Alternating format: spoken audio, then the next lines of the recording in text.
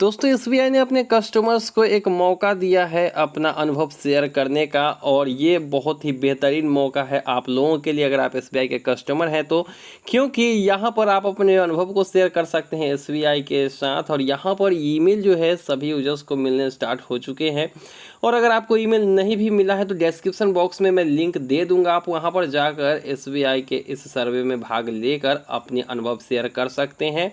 तो वैसे तो आप लोगों को पता हो कि ज़्यादातर कस्टमर परेशान ही होते हैं एसबीआई के सर्विस से, चाहे हम बात कर ले किसी भी तरीके की सर्विस अगर आपको लेनी है तो बैंक में परेशानियों का सामना करना ही पड़ता है। तो सारे ऑप्शंस आपको यहाँ पर मिलेंगे। यहाँ पर सबसे पहले मेल देख सकते हो एसबीआई की तरफ से आ चुकी है।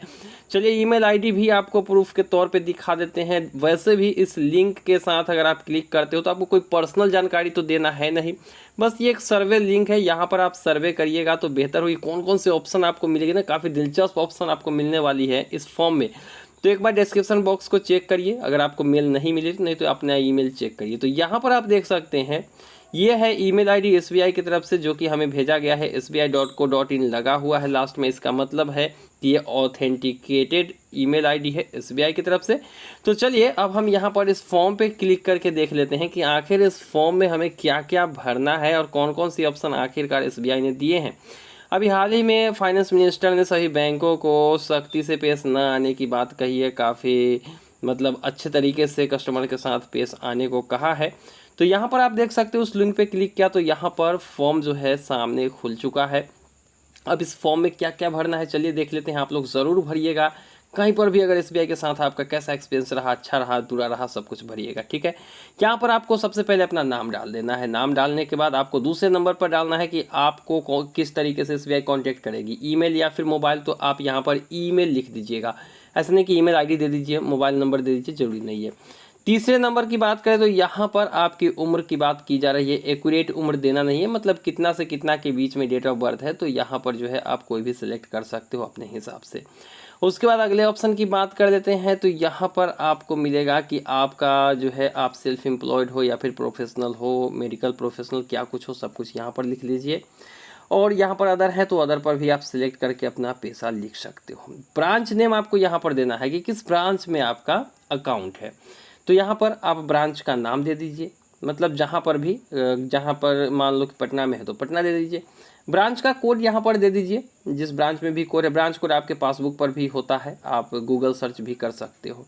अपना सिटी सिलेक्ट करिए, मतलब यहाँ पर स्टेट सिलेक्ट करिए, किस स्टेट में आपका वो अकाउंट। वैसे आपका कोड से तो पता चल ही जाएगा एसबीआई को, लेकिन यहाँ पर आपको स्टेट भी सिलेक्ट कर लेना है। स्टेट सिलेक्ट करने के बाद अगली ऑप्शन आती है कि ब्रांच जो है आपका इस जो राज्य सिलेक्ट किए हैं उस किस राज्य में है, उस राज्य के किस ज़िले में है। तो यहाँ पर ज़िला आपको टाइप कर देना है।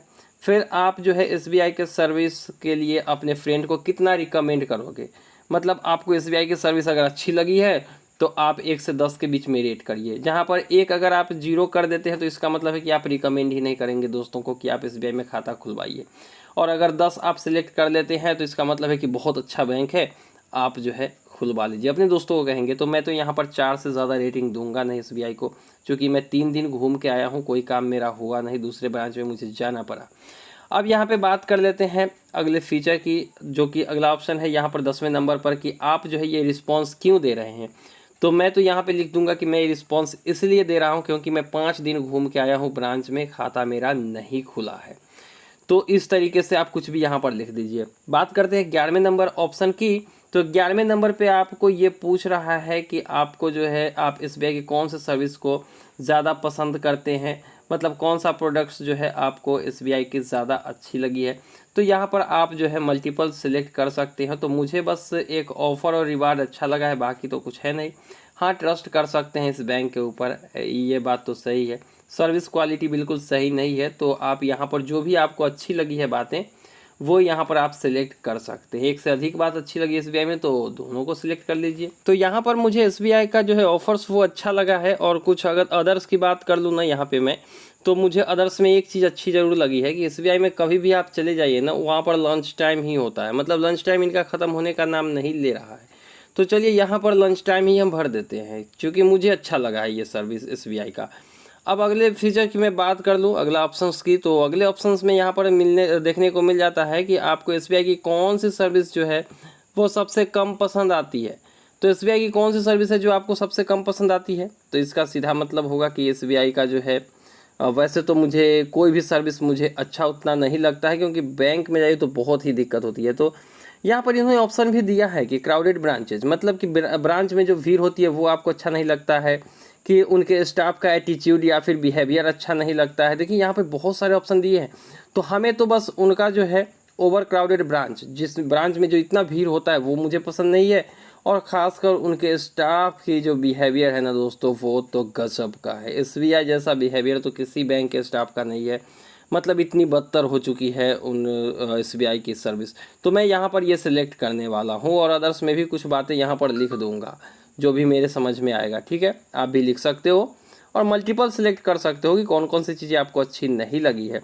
वहीं पे बात करते हैं 13वें नंबर की। तो 13वें नंबर पे उन्होंने पूछा है आपसे कि आपको क्या लगता है कि उन्हें क्या कुछ सुधारने की ज़रूरत है। तो सबसे पहले तो स्टाफ का बिहेवियर सुधारने की ज़रूरत है, और मल्टीपल अगर आपको लगता है कि नहीं और भी चीज़ें सुधारने की ज़रूरत है तो आप मल्टीपल ऑप्शन भी सिलेक्ट कर सकते हैं। मैंने तो यहाँ पर सबसे पहले स्टाफ बिहेवियर सिलेक्ट कर दिया है कि वो सुधारने की ज़रूरत बिल्कुल ही है, और अदर्स में कुछ भी आप लिख सकते हो अगर आपको कुछ लगता है कि लिखना चाहिए तो।